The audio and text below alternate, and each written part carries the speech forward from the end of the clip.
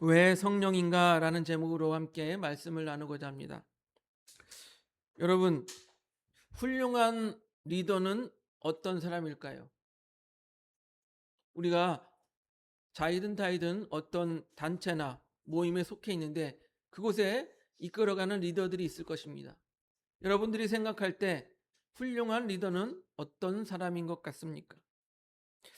좋은 리더의 조건이 여러 가지가 있겠지만 그 중에서 중요한 것 하나가 바로 후계자를 잘 두는 거예요. 후계자를 잘 두는.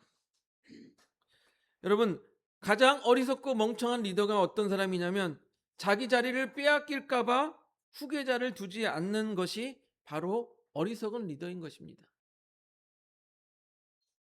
하지만 좋은 후계자를 양육하고 또한 자기의 자리를 이렇게 아름답게 넘겨줄 수 있는 것, 그것이 바로 좋은 리더의 조건이 될 수 있는 것입니다. 여러분, 왜 그렇습니까? 리더가 항상 안전하고 건강한 건 아니지 않습니까? 사고가 날 수도 있고 병이 날 수도 있습니다. 그렇게 자기가 자리를 지킬 수 없을 때 누가 맡아줄 사람이 필요하지 않겠습니까? 그 사람, 맡아줄 사람을 준비하는 것이 바로 후계자를 준비하는 거예요. 그래서 여러분, 세상의 거의 모든 조직 가운데 회장이 있으면 뭐가 있어요? 부회장이 있어요. 반장이 있으면 부반장이 있습니다. 왜 그렇습니까? 회장이라는 최고의 책임자가 어떠한 일로 인해서 자리를 비우게 될 때 부회장이라는 사람이 그 자리를 대신하게끔 그렇게 조치를 취한 것입니다. 여러분, 성경에도 그렇습니다. 모세는 이스라엘 백성을 이집트로부터 잘 인도하여 낸 좋은 리더 중에 하나로 손꼽힙니다. 하지만 모세가 여러분 무한정 살아서 이스라엘 민족을 이끌 수는 없는 거예요. 그렇잖아요. 사람의 생명에는 한계가 있잖아요. 그래서 모세는 후계자를 두었습니다. 누굽니까? 다 아시다시피 여호수아라는 후계자를 잘 키워냈고 또 그에게 자신의 자리를 잘 넘겨준 것이 바로 모세였던 것입니다. 여러분, 이 원리가 잘 적용된 것이 바로 무엇입니까? 제가 생각하기에는 예수님께서 제자들을 부르시고 양육하신 것, 이것이 바로 이 원리를 잘 적용한 거라고 생각이 되어집니다. 여러분, 예수님 혼자서 사역을 감당하시지 않고 어떻게 하셨습니까? 제자를 부르셨어요. 12명의 제자를 부르셨습니다. 그리고 그들을 세우셨습니다. 제자들은요, 여러분 아시는 것처럼 각각 직업도 다르고 또 사는 곳도 다르고 모양도 달랐지만 예수님의 부르심에 응답하여서 예수님의 제자가 되었던 것입니다. 그리고 그들은 예수님의 사명을 이어갈 사람들이 된 것입니다. 그래서 예수님께서 마지막으로 제자들에게 명령하셨죠. 우리 잘 아시는 말씀, 마태복음 28장 19절 20절 상반절입니다. 자, 넘겨주세요. 우리 같이 한번 읽어보겠습니다. 시작. 그러므로 너희는 가서 모든 민족을 제자로 삼아 아버지와 아들과 성령의 이름으로 세례를 베풀고 내가 너희에게 분부한 모든 것을 가르쳐 지키게 하라. 여러분, 예수님께서 제자들을 불러 제자로 삼으신 것, 그같이 제자들에게도 뭐라고 말씀하셨습니까? 너희들도 가서 모든 민족을 제자로 삼아라. 이게 예수님의 명령이에요. 그리고 예수님께서 제자로 삼은 후에 그들에게 내가 가르친 것처럼 똑같이 가르쳐서 지키게 하라라고 말씀하신 것입니다. 그런데 여러분 생각해 보세요. 예수님께서 이 귀한 사명을 주면서 제자들을 그냥 내버려 두셨습니까? 아니죠. 여러분, 우리 젊은 아이들 중에 뭐 빵 셔틀이라고 뭐 무슨 그런 인데, 야, 가서 빵 사와. 그러면서 돈을 안 줘요. 말이 돼요, 안 돼요? 안 되잖아요. 빵을 사오라고 했으면 빵값을 줘야 될 거 아니에요. 예수님께서 귀한 사명을 주면서 그냥 니들이 알아서 해라고 이렇게 명령을 내리시지 않았다라는 것입니다. 분명히 주님께서는 약속을 하셨어요. 우리 마태복음 28장 20절, 아까 읽었던 20절 하반절을 보도록 하겠습니다. 넘겨줘 보세요. 같이 읽겠습니다. 시작. 볼지어다 내가 세상 끝날까지 너희와 항상 함께 있으리라 하시니라. 예. 이렇게 예수님께서는요, 제자들에게 야, 가서 복음을 전해 내 증인이 돼라고 사명을 주면서 니네가 알아서 해라고 이렇게 맡겨주지 않았다라는 것입니다. 뭐라고 하셨어요? 내가 세상 끝날까지 너희와 항상 함께 하겠다라고 말씀하셨어요. 그리고 그 약속이 이루어지는 것이 바로 오늘 말씀의 내용인 것입니다.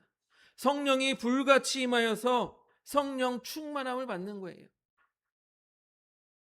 그렇다면 여러분, 예수님께서 세상 끝날까지 너희와 항상 함께 있으리라고 약속하시고 왜 성령을 보내주셨을까요?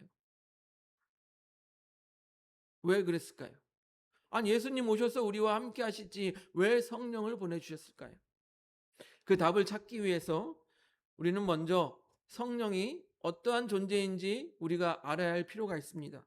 여러분, 성령은 어떤 존재입니까?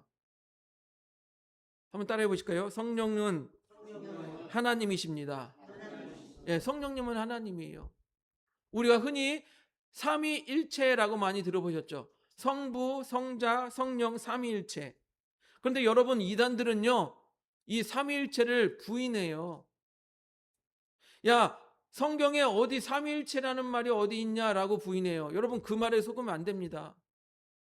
이단들이 와서요, 우리 믿는 자들에게 어떻게 합니까?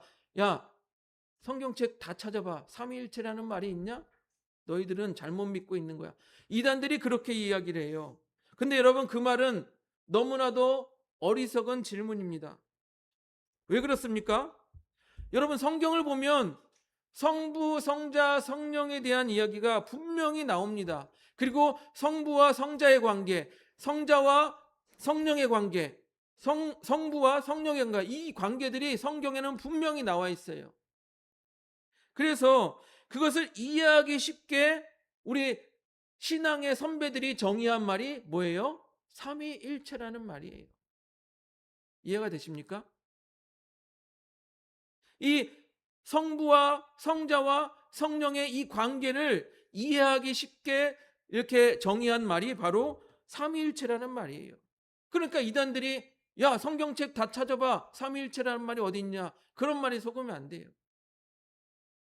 당장 우리가 앞에서 읽었던 말씀 마태복음 28장 19절에도 뭐라고 했습니까? 그러므로 너희는 가서 모든 민족을 제자로 삼아 아버지와 아들과 성령의 이름으로 세례를 베풀고라고 분명하게 나와 있지 않습니까? 그리고 예수님께서 말씀하십니다. 아버지, 성부, 그리고 아들, 성자, 그리고 성령. 그렇게 성령님은 뭐라고요? 바로 하나님이세요. 하나님. 그리고 따라해 보세요. 그리고 성령은 인격체입니다. 네, 성령은 인격체예요. 우리는 성령이라고 하니까 성령은 영이니까 인격이 없는 줄로 생각합니다. 여러분, 인격이 없다고 생각하면 우리가 어떻게 대해요? 어떻게 대합니까?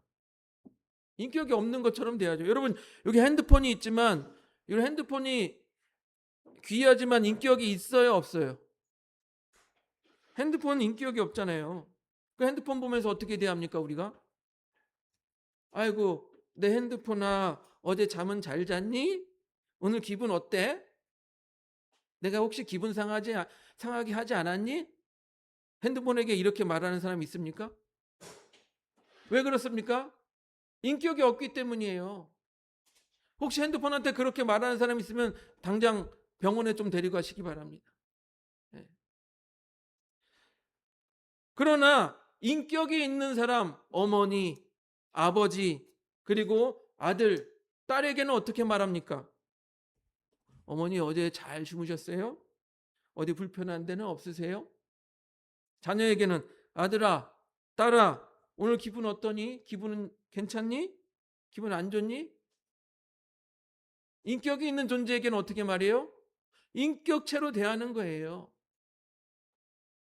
그래서 인격 있는 존재하고는 어떤 교류가 있습니까? 인격적인 교류가 있는 거예요. 그러면 성령도 인격체라고 했으니까 성령과 어떻게 해요? 인격적인 교류가 있어야 되는 거예요. 그런데 많은 사람들이 성자 예수님은 우리가 인격적으로 교제하려고 하는데 성령님하고는 인격적인 교제를 하려고 하지 않아요. 그냥 성령 어떤 느낌이나 어떤 무슨 감동 이런 것을 성령으로 여기는 사람들이 있어요. 아닙니다. 성령님은 어때요? 인격체입니다. 그래서 인격체가 가지는 세 가지 요소를 가지고 있습니다. 첫째는요, 지성을 가지고 있어요. 우리 사람도 지성을 가지고 있잖아요. 지성을 가지고 있다는 것은 생각할 수 있다라는 것입니다. 그리고 모든 것을 알고 있다라는 거예요. 우리 고린도전서 2장 10절을 한번 보겠습니다. 지성을 갖고 있는 성령님에 대해서 같이 읽습니다. 시작. 오직 하나님이 성령으로 이것을 우리에게 보이셨으니 성령은 모든 것 곧 하나님의 깊은 것까지도 통달하시느니라. 성령님께서는 하나님의 모든 것을 통달하신 지성을 가지고 있다라는 것입니다. 그리고 두 번째로 성령은 감성을 가지고 있어요. 우리 사람 감성 있잖아요. 그래서 성령은 느끼기도 하고요, 또한 근심하기도 합니다. 이 성령의 이 감성에 대해서 에베소서 4장 30절 이렇게 말합니다. 넘겨줘 보세요. 같이 한번 읽어보겠습니다. 시작. 하나님의 성령을 근심하게 하지 말라. 그 안에서 너희가 구원의 날까지 인치심을 받았느니라. 예. 성령님께서는 근심하다는 거예요. 우리 때문에. 또 세 번째, 성령님은 인격체로서 의지를 가지고 있어요. 의지 뭐예요? 우리가 뭐가를 하겠다는 의지. 그래서 스스로 결정하고 행동한다라는 것입니다. 이 성령의 의지에 대해서 고린도전서 12장 11절은 이렇게 말합니다. 넘겨 보세요. 같이 읽어보겠습니다. 시작. 이 모든 일은 같은 한 성령이 행하사 그의 뜻대로 각 사람에게 나누어 주시는 것이라. 예. 성령께서 의지를 가지고 행하신다라는 것입니다. 여러분, 이렇게 성령님께서는요, 인격체이시면서도 또한 동일하게 아까 하나님이라고 그랬잖아요. 하나님이기 때문에 하나님과 동일한 속성을 가지고 있어요. 여러분, 하나님의 속성 무엇이 있을까요? 첫째, 전지하시죠.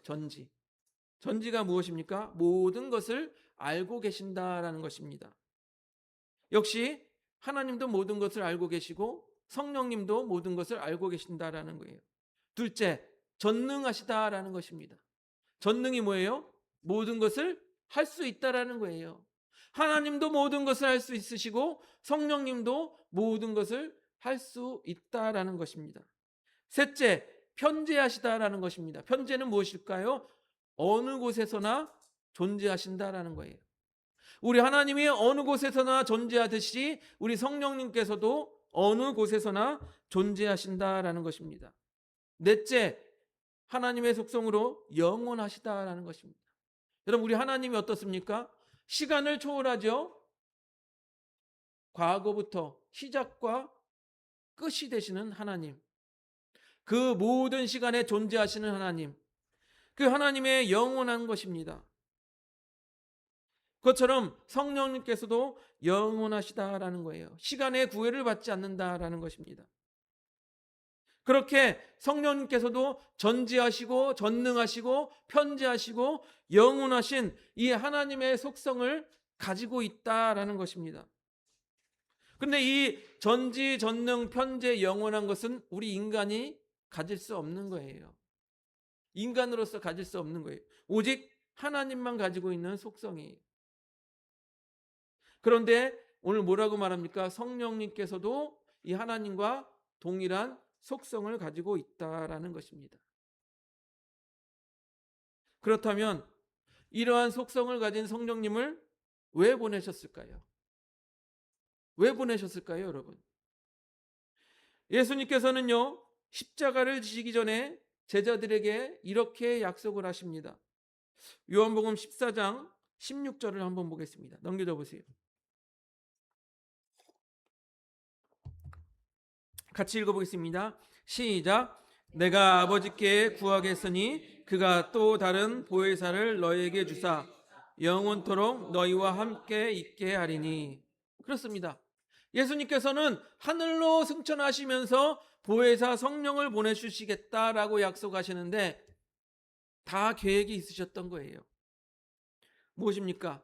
예수님께서 십자가를 지시고 돌아가시고 또한 부활하시고 그리고 하늘로 승천하십니다. 그러면 제자들은 어떻게 돼요?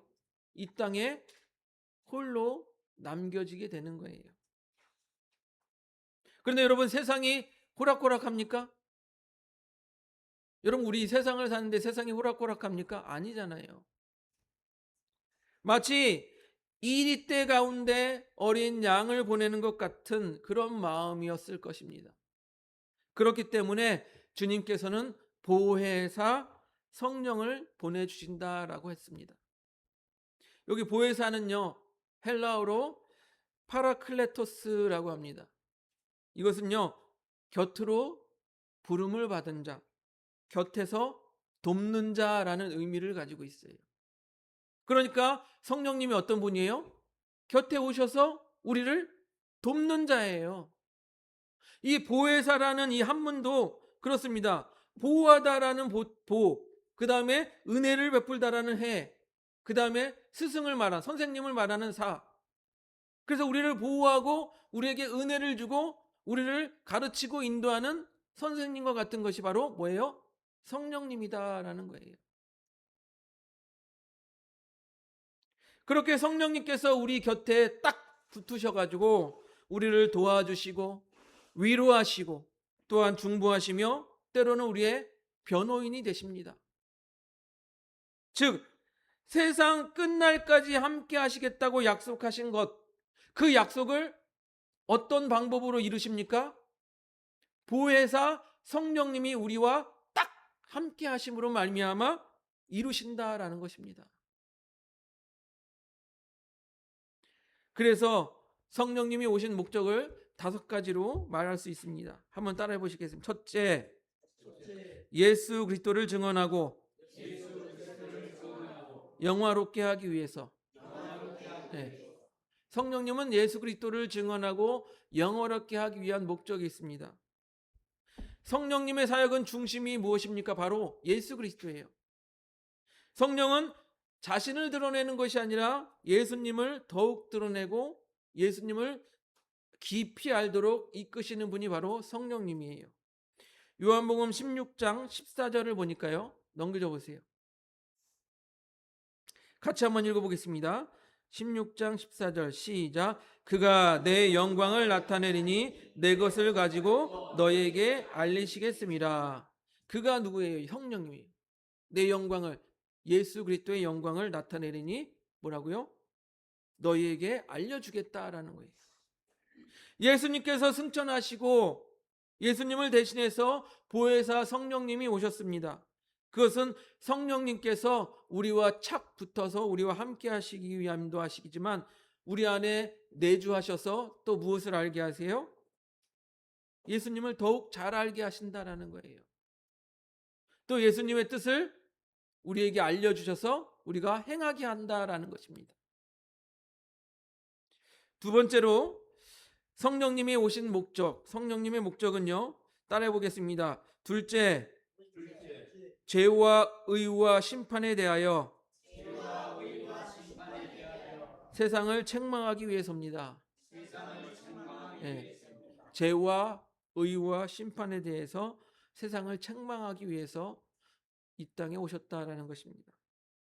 여러분, 성령님은 우리 마음에 오셔서 무엇을 일으키냐면 죄의식을 일으키세요. 그리고 회개하게끔 하신다라는 거예요. 여러분, 마음이 교만한 자, 성령님이 없는 자는 회개 안 해요. 회개할 수 없어요. 성령님께서 우리 마음에 죄를 깨닫게 하셔서 회개하게 하셔야 우리가 회개할 수 있다라는 것입니다. 과거 예수님께서 오시기 전에는 구약에 뭐가 있었습니까? 그런 역할을 하는 거. 율법이 있었어요. 율법이 초등교사와 같이 예수님이 오시기 전까지 이스라엘 백성들로 하여금 죄를 깨닫게 한 거예요. 그래서 내가 죄인이니까 나의 죄를 용서하실 예수님을 필요로 하게 만든 거예요. 그런데 이제 예수님이 초림하시고 이제 부활 승천하셨어요. 율법은 폐하셨어요. 그러면 이제 우리 안에 회개하는 마음을 갖게 하고 죄의식을 갖게 하는 것이 바로 성령님이라는 것입니다. 따라서 우리의 구원은 여러분 성령의 사역 없이는 이루어질 수 없다는 거예요. 성령께서 우리 안에 오셔서 네가 죄인임을 깨닫게 하셔야 우리가 회개하고 예수님을 믿게 된다라는 것입니다. 우리 요한복음 16장 8절을 한번 보겠습니다. 넘겨줘 보세요. 같이 읽어보겠습니다. 시작. 그가 와서 죄에 대하여 의에 대하여 심판에 대하여 세상을 책망하시니라. 예, 성령의 오신 목적이에요. 세 번째는 무엇입니까? 따라해 보겠습니다. 세 번째, 진리 가운데로 인도하기 위함입니다. 예, 성령이 오신 목적, 우리를 진리 가운데로 인도하기 위함입니다. 여러분, 제가 어렸을 때 교회를 초등학교 때부터 다녔어요. 그런데 선생님들이 성경책을 읽어야 된다고 하는데 성경책을 들어보면 도대체 뭔 소리인지도 모르겠고 재미도 없고 읽을 수 있어요, 없어요? 없어요. 예. 그런데 제가 찬양 집회를 통해서 성령의 은혜를 받고 나니 성경책이 깨달아지는 거예요. 무슨 말인지 알겠는 거예요. 그러니까 읽어지는 거예요. 성경이 꿀보다 달다라는 그 말이 이해가 되는 거예요. 여러분, 성령 충만함을 받으면 설교 말씀을 전에는 뭔 소린지 목사님이 무슨 소리 하는 거 아우 졸리기만 하네. 그러다가 여러분 성령 충만함을 받으면 귀가 열려요. 목사님 말씀이 이해가 되고 참 재밌고 진리의 말씀이구나 하면서 하나님의 음성처럼 들리게 되는 거예요. 여러분, 그래서 성령의 사역은 우리를 이 말씀, 진리 가운데로 이끄신다라는 것입니다. 요한복음 16장 13절을 한번 보겠습니다. 넘겨줘 보세요. 같이 읽어보겠습니다. 시작. 그러나 진리의 성령이 오시면 그가 너희를 모든 진리 가운데로 인도하시리니 그가 스스로 말하지 않고 오직 들은 것을 말하며 장래의 일을 너에게 알리시리라. 예, 성령님께서는 우리에게 진리 가운데로 인도하신다라는 것입니다. 네 번째는 성령님이 오신 목적, 네 번째는 따라하시기 바랍니다. 교회를 세우시고 하나 되게 하시기 위해서입니다. 예, 교회를 세우고 하나 되게 하기 위해서 성령님께서 오셨다라는 거예요. 여러분, 우리 다 사는 곳이 달라요. 동네가 다릅니다. 물론 안산 외 분도 계시지만 사는 곳이 달라요. 또 다른 모습으로 살아갑니다. 가정 환경이 다릅니다. 배운 것도 다릅니다. 생김새도 다릅니다. 그런 우리가 이렇게 어떻게 한 곳, 이 교회에 모여서 함께 할 수 있게 되었을까요? 바로 성령님이 있기 때문입니다. 성령께서 우리 가운데 한 마음을 품게 하셨기 때문에 교회라는 곳에 다 다른 모습의 사람들이 모여서 함께 할 수 있는 거예요. 그래서 다 각기 다른 사람들이 모여서 그리스도를 머리로 삼고 그리스도의 몸으로서 우리가 이렇게 하나가 되어 가는 것입니다. 즉 교회로 묶어 주시는 것이 성령님이에요. 우리 고린도전서 12장 13절을 한번 보겠습니다. 넘겨줘 보세요. 12장 13절 같이 읽어보겠습니다. 시작. 우리가 유대인이나 헬라인이나 종이나 자유인이나 다 한 성령으로 세례를 받아 한 몸이 되었고 또 다 한 성령을 마시게 하셨느니라. 아멘.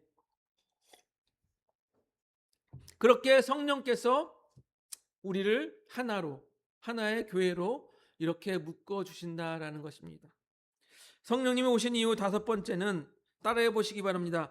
하나님의 자녀를 완성시키기 위해서입니다. 네. 여러분, 우리가 예수님을 믿고 믿음의 여정을 가는 가운데 있지만 여러분 솔직히 가슴에 손을 얹고 생각해 보세요. 믿음이 흔들릴 때가 있고, 또한 구원의 확신이 불확실할 때가 있고, 또한 낙심하여 넘어질 때가 있습니까? 없습니까? 여러분이 하나님의 자녀인 것을 믿으십니까? 그러면 여러분은 내가 구원받았다라고 지금 죽어도, 당장 죽어도 천국에 갈 것이란 구원의 확신이 있으십니까? 예. 하나님께서 성령님을 보내주신 것, 우리 안에 이 확고한 믿음을 갖게 하기 위함입니다. 로마서 8장 16절을 보겠습니다. 넘기져 보세요. 8장 16절 같이 읽어보겠습니다. 시작. 성령이 친히 우리의 영과 더불어 우리가 하나님의 자녀인 것을 증언하시나니. 예. 성령님께서 우리 안에 내주하시면서, 그래 너는 하나님의 자녀야, 너는 구원받은 백성이야 라고 우리 안에 우리의 영과 더불어 확증하게 하신다라는 거예요. 믿음을 갖게 하신다라는 거예요. 또한 성령은 우리를 성결의 모습으로 나아가게 합니다. 장로교식으로 말하면 성화예요. 성결의 모습으로 나아가게 합니다. 우리가 성결의 모습으로 나아가고 성장하는 모든 과정 가운데 누가 함께해요? 성령께서 함께하세요. 여러분, 우리가 아이를 키울 때, 아이가 성장하기 위해서 어렸을 때는 항상 부모가 데리고 다녀야 되잖아요. 그렇듯이 성령께서 우리가 그리스도의 장성한 분량에 이를 때까지 계속, 아니 영원 끝까지 계속 함께 하신다라는 거예요. 고린도후서 3장 18절 말씀을 함께 보겠습니다. 넘겨줘 보세요. 같이 읽어보겠습니다. 시작. 우리가 다 수건을 벗은 얼굴로 거울을 보는 것 같이 주의 영광을 보매 그와 같은 형상으로 변화하여 영광에 이르니 곧 주의 영으로 말미암음이라. 예, 바울은요, 우리 모두가 영적인 수건으로 가려진 사람처럼 아무것도 보지 못하다가 예수 그리스도로 말미암아 이 수건이 벗겨져서 영적인 눈을 볼 수 있게 된다라고 말합니다. 그러면 물론 당시 거울은 깨끗하지 않았습니다. 지금처럼 맑게 보이지 않았어요. 하지만 거울을 보는 것처럼 주의 영광을 보게 될 것이다 라고 말합니다. 그리고 어떻게 돼요? 그리스도의 형상으로 변화된다, 그렇게 말합니다. 그렇게 되는 것이 곧 주의 영, 곧 성령으로 말미암아 그렇게 주의 형상으로 변화하게 된다라고 바울 사도는 말하고 있는 것입니다. 즉 성령께서 우리 성도를 어떻게 돼요? 그리스도의 형상에 이를 때까지 이렇게 어떻게 성장하게 하신다라는 거예요. 사랑하는 성도 여러분, 예수님께서 부활하시고 영원히 우리와 함께하면 좋으실 텐데, 예수님께서는 왜 부활하신 후에 승천하셔서 또 보혜사 성령을 우리에게 보내셨을까요? 예수님은요, 하나님이시지만 육신의 몸을 가지고 이 땅에 오신 하나님이십니다. 물론 신적인 능력도 가지고 있었지만 우리 인간과 함께하기 위해서 그 신적인 능력을 버리고 낮아지신 분이 바로 예수님이에요. 능력을 자제하신 분이 예수님이세요. 하지만 여러분, 성령님은 어떤 분이십니까? 영이에요, 영. 아까 말씀드렸듯이 하나님과 같이 전지전능, 그 다음에 현재 영원하신 분, 이런 성령님이세요. 시간과 공간에 제약이 없으신 분입니다. 그래서 늘 우리와 함께 하세요. 우리의 옆에 착 붙어서 늘 우리와 함께 하세요. 우리의 모습을 보시고 우리와 함께 기도하시고 우리가 그리스도의 장성한 분량에 이를 때까지 함께 하실 수 있는 분이 바로 성령님이세요. 그 성령님께서 우리를 거듭나게 하십니다. 우리가 예수님을 믿고 거듭나야 되잖아요. 뭐라고 말하셨습니까? 물과 성령으로 거듭나지 아니하면 하나님 나라에 들어갈 수 없다라고 했습니다. 그리고 성령은 어떻게 하십니까? 우리 안에 내주하십니다. 우리 안에 내주하셔서 아까 말씀 읽었던 것처럼 우리가 하나님의 자녀인 것을 영과 더불어, 우리의 영과 더불어 증언한다고 했어요. 믿음의 확신을 갖게 합니다. 또 그래서 우리는 하나님의 자녀인 것을 확신하여서 어떻게 했습니까? 아빠, 아버지라 부르짖으며 기도할 수 있습니다. 우리가 기도할 때 때로는 우리가 기도할 힘조차 없고 낙심되어질 때 성령은 우리를 도와서 중보하시며 대신 기도해 주세요. 말할 수 없는 탄식으로 우리를 위해서 대신 기도해 주십니다. 그리고 성령은 우리에게 은사를 주십니다. 방언, 예언, 병고침, 사랑의 은사, 능력, 행함, 명분별, 이런 은사들을 왜 주셨습니까? 주님의 일들을 잘 감당하게 하기 위해서, 오직 교회의 공동체를 세우기 위해서 그렇게 은사를 주십니다. 그렇게 우리가 성령과 함께 할 때 우리는 성령의 열매를 맺게 되는 것입니다. 여러분, 왜 성령일까요? 여러분, 왜 성령일까요? 우리가 아까 읽었던 본문의 사도행전 2장 4절 말씀을 보면 성령 충만함을 받고 뭐라고 합니까? 성령이 말하게 하심을 따라 각기 다른 언어로 말했다라고 합니다. 성령을 받은 제자들은요, 당시에 디아스포라로 세계에 흩어졌던 유대인들이 예루살렘으로 모였을 때, 그리고 세계 각지에서 이방인이지만 유대교로 개종한 사람들이 예루살렘으로 모였을 때 그들에게 각각 그들의 언어로 복음을 전할 수 있게 하셨던 것이 이 성령의 역사였다라는 것입니다. 이렇게 성령은 우리에게 주신 사명을 감당할 수 있는 능력을 주십니다. 그리고 우리를 구원에 이르게 하시며 우리가 예수 그리스도의 장성한 분량에 이를 때까지 함께 하신다라는 것입니다. 어떻게 해요? 영원히 함께 하신다라는 것입니다. 성령은 우리와 함께 하십니다. 믿으십니까? 따라 하시기 바랍니다. 성령은 우리와 함께 하십니다. 그렇게 우리와 착 붙어서 우리와 함께 하시는 성령과 더불어 늘 동행하고 그리스도의 장성한 분량에 이르기까지 성장하시는 우리 하늘범교회 성도님들이 되시기를 주님의 이름으로 축복드립니다.